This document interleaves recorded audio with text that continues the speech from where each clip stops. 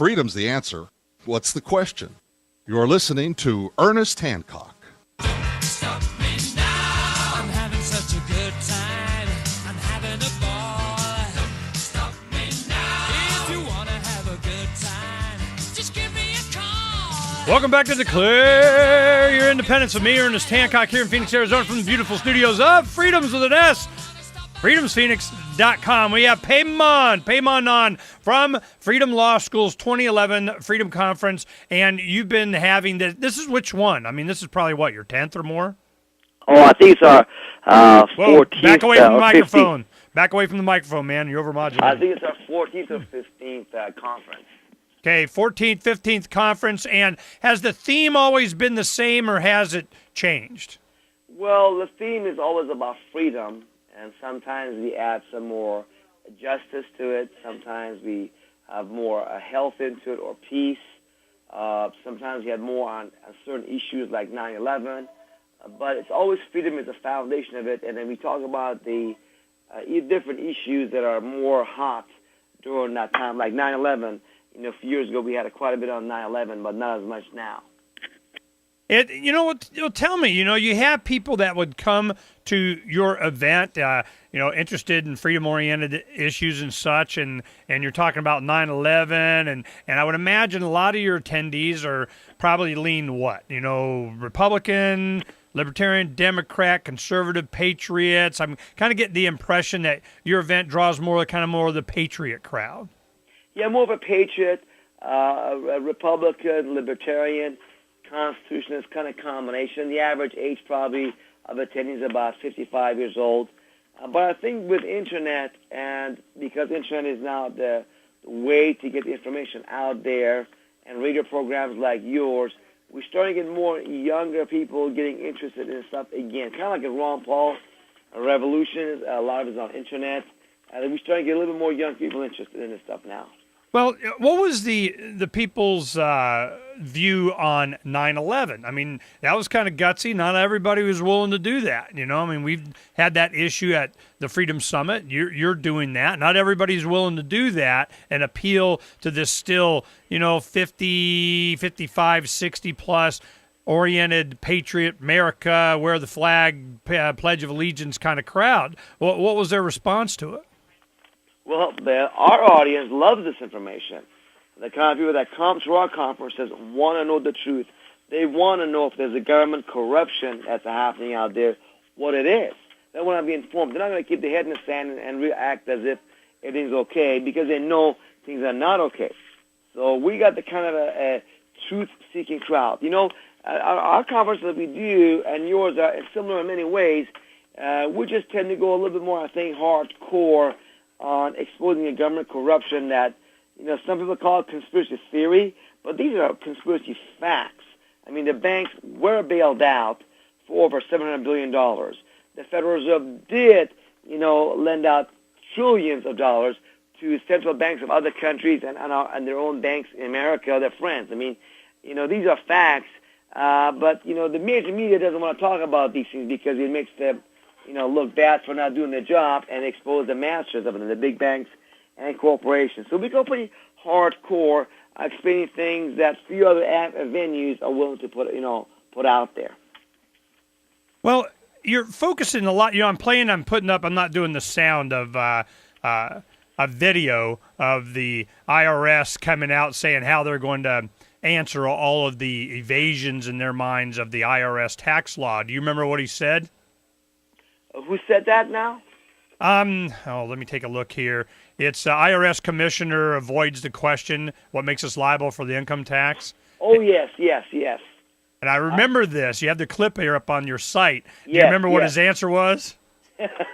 His answer was a non-answer. His answer was that, I always grew up and taxing was a patriotic part of being American, he felt. That kind of nonsense. He never showed the law that requires the average person to file and pay income tax. Well, I remember, the big response was something like, we're going to answer it with enforcement, which, came down to, we got guns, we win. That's right. So I'm looking at this. A lot of the things that you're doing is through the tax fight. You know, the IRS thing. It's a lot of people motivated. It sure as heck does my wife. You know, yeah, I mean, she's never more libertarian than when it comes to filling out tax forms. And I'm going, she goes, I'm done, Ernie. I'm done. I don't want to do it anymore. I don't want to do it anymore. I don't want to do it anymore. And it's not that I think you should. It's just, you know, since we're so poor anyway, it doesn't really affect us that much. But the thing is that I'm going, you know, it's not the battle I want to fight right now because we have a lot of contributors and money that comes in, so on, and we need to keep on keeping on, and I have other battles. But I'll tell you, it's not that I'm not sympathetic to this IRS thing. I'm much more sympathetic to the entire foundation and structure that the IRS is even supporting. You take the entire structure away, you don't have anything for the IRS to fund, you know. So but I'm looking at the IRS. It seems to be a common theme in your conferences. Tell me about, you know, the successes or challenges you've had from that. How's that issue going? Well, it's going very well for Freedom Law School.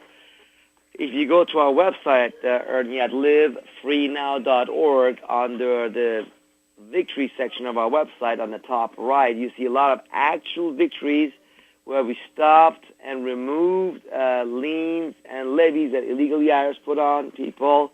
We've had cases $300,000 plus down to zero, $500,000 case down to zero. You know, we have many successes against them.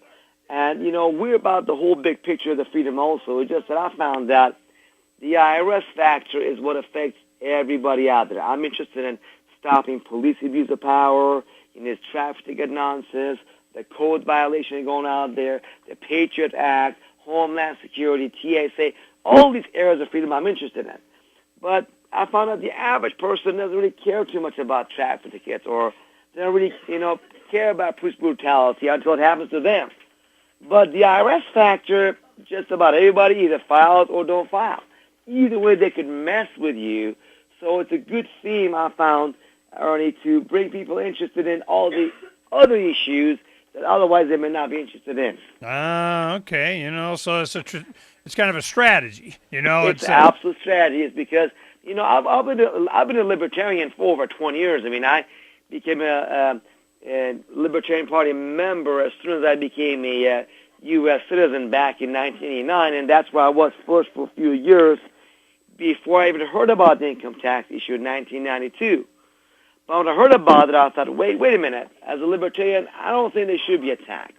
But you're telling me that according to the Constitution, according to Supreme Court decisions 90 years ago, that there should be no income tax?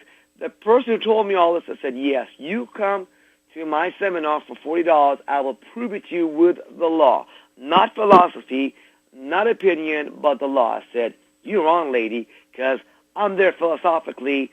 I want to see the law. And when she showed me the law about all this, I said, my gosh, the American people, only if they knew.